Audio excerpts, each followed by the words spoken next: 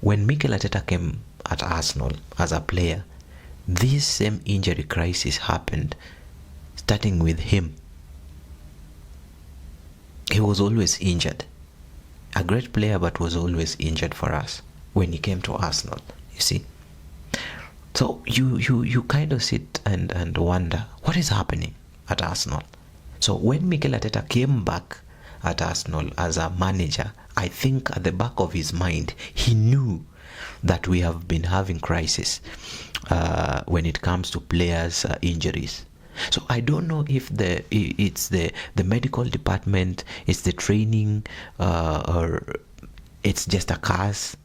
I don't know, you know. It's something that is not easy to understand. So when Mikel Arteta came to Arsenal, and I know at the back of his mind, he knew that we've been suffering from injuries. So when he started signing players, he went for the player history, the injury history of the players. So look at the players that he signed before they joined Arsenal. For example, Kai Havertz. His injury history at Leverkusen, at Chelsea, they were really good.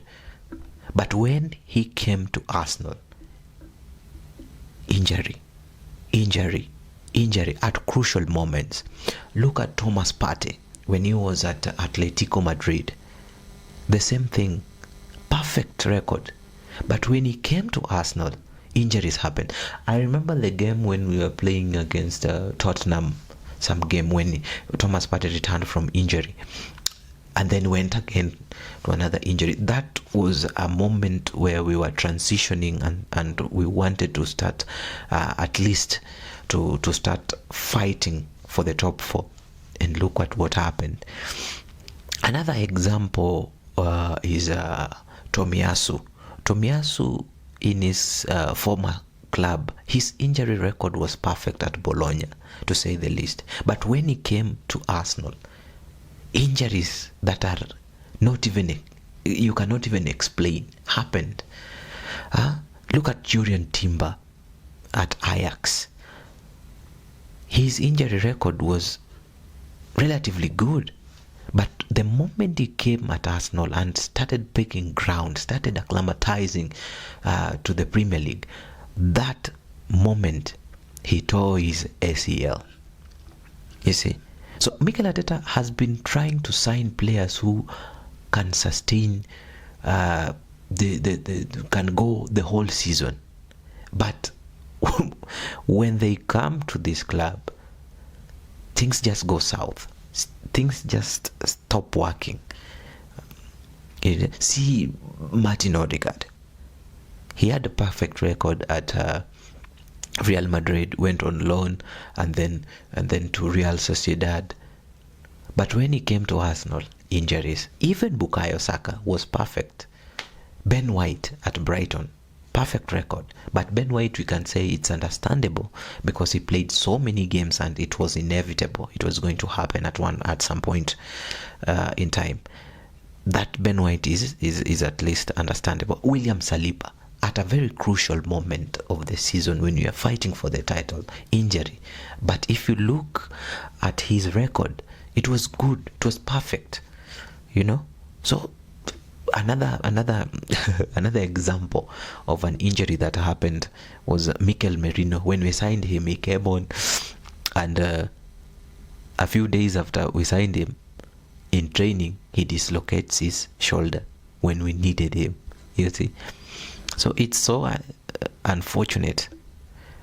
It's so unfortunate. Now we've lost Gabriel. We are without Kai Havertz.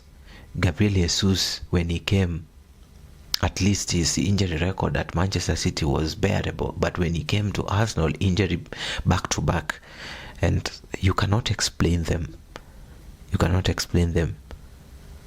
So it's something that you could see Mikel Arteta trying to get rid of, but it has not happened yet for us. So I think I feel like, I don't know, man, we are just so unlucky. But I hope this time round we manage it better with the squad that we have.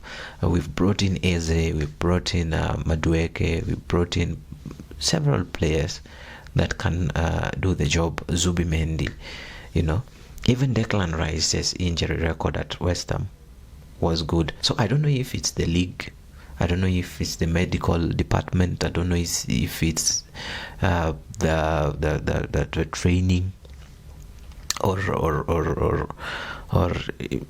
players' lifestyle or the weather, or it's just a curse. I don't know, but it's something that has been there for over 15 years, and we've been fighting to take control, but so far we have not managed to work well with such huge injuries. So hopefully this season, 2025-2026, something good happens. So come on, Arsenal.